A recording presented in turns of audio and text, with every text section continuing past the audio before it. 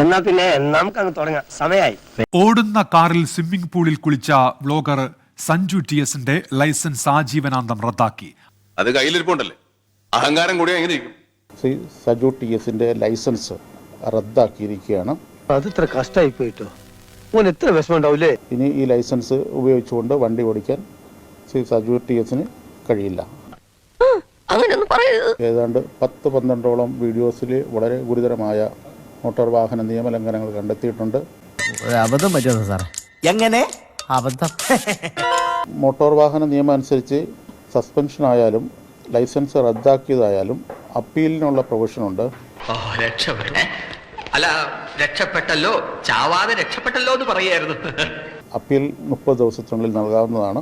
ആശ്വാസമായി. മോട്ടോർ വാഹന നിയമപ്രകാരമുള്ള പരമാവധി ശിക്ഷയാണ് ഡ്രൈവിംഗ് ലൈസൻസ് റദ്ദാക്കുക എന്നുള്ളത്. അത്രയും വേണോ? വേണം, കുറച്ച് കടുപ്പത്തിരിക്കട്ടെ. സാരമില്ല, ഇങ്ങോട്ട് പോകുന്നപ്പോ ഞാൻ ഇതിൽ കൂടുതൽ പ്രതീക്ഷിച്ച. തൽക്കാലം ഇത്രയും മതി. വരട്ടെ.